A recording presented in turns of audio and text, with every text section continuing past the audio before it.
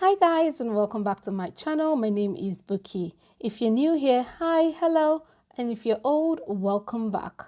Apologies for not posting a video sooner. I've been really busy with uni work, but I promise to be more consistent going forward. Fingers crossed. So today's video is a DIY for my animal lovers, my dog moms and my cat dads.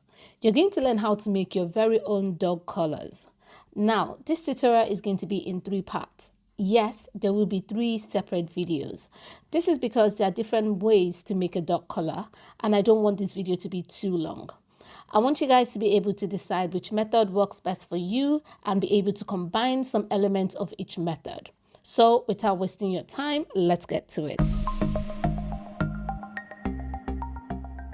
I'm going to be using the following tools: a rotary cutter and ruler, this beautiful cotton African print, some clips, a lighter and a 1-inch nylon webbing. The lighter is to bond the edges of the webbing to prevent it from fraying.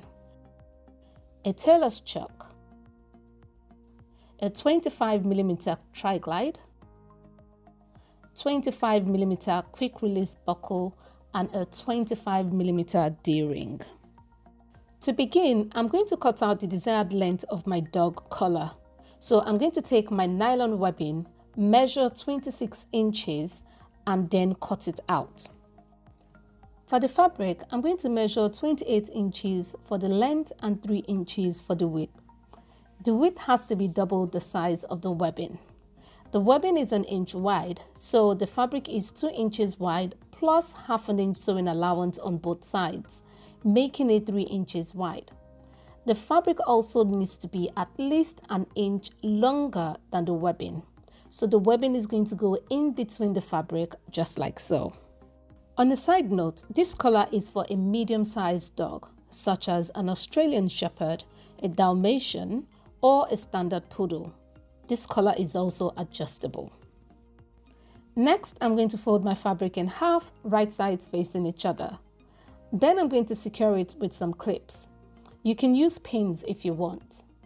Then I'm going to sew on ½ inch sewing allowance, starting 2 inches away from the top. I'm also going to stop 2 inches before the end point, just like so. Once I'm done, I'm going to turn the fabric inside out and give it a good press. This is what it looks like. Next, I'm going to insert the webbing into the fabric using a safety pin, just like so. To help you guys with the different dog collar sizes, I'm going to put them down in the description box below. You're welcome. Once I'm done, I'm going to fold in the 2 edges to make it all nice and neat. Then I'm going to secure the edges in place with some clips. Next, I'm going to sew a top stitch of 1/4 inch all through the edges of the collar. Once I'm done, this is what it looks like, all nice and neat. It's time to assemble the hardware. Starting with the tri-glide, I'm going to place the curved side down. To know which side is curved, you would see at the side of the tri-glide that there is a slight curve at one end and a straight side at the opposite end. So I'm going to place the curved side down. Now, before you insert the collar, make sure the right side, that is the side you prefer, is facing down. Then I'm going to insert the collar from the top into the first opening of the tri-glide. Then I'm going to pull it out through the other opening, just like so. The length of the flap should be between 1.5 to 2 inches long. It's really up to you. Next, I'm going to secure it with some clips and then sew it down. Please, if you haven't subscribed to my channel, please click the subscribe button below and please give this video a thumbs up. Thank you. Once I'm done, this is what it looks like. I sewed 2 straight lines and I went back with a back stitch several times to secure it. Now for the other end of the collar, which is also right side facing down, I'm going to take the male part of the buckle, curved side facing up.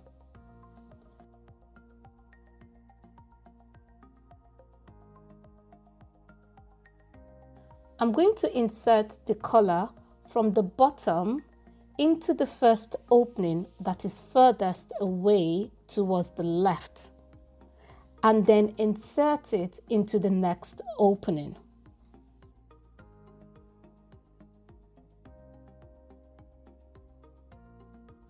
Next, I'm going to pull the collar all the way till the male buckle reaches the tri-glide, just like so.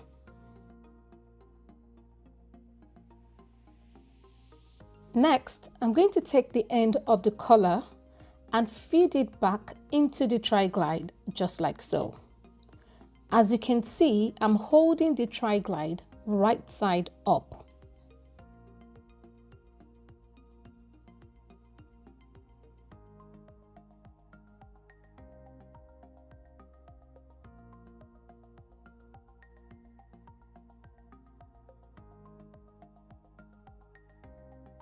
Now I've completed the first half of my collar.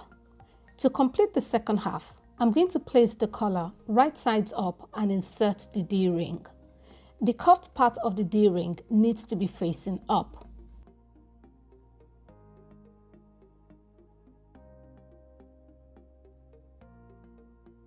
Next, before I insert the female part of the buckle, I need to ensure that it's in the correct order, so I'm going to clip the buckles together. Now I'm going to insert the other end of the collar into the female part, just like so. This ensures that all right sides are all in the correct order. Next, I'm going to flip the collar over and move the D-ring under the flap towards the female buckle. Once I do this, I'm going to sew 3 straight stitches. The first one is to secure the female buckle. The second one to secure the D-ring, while the third one is to secure the flap. So I'm going to secure this with some clips before taking it to my sewing machine.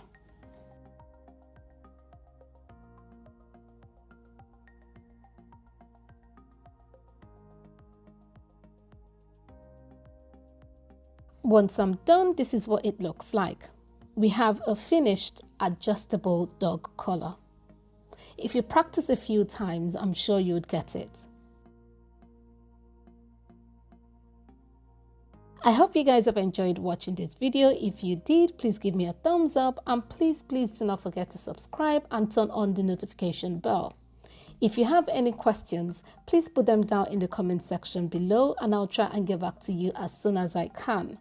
Until next time, my loves, have a good morning, afternoon or night. Bye.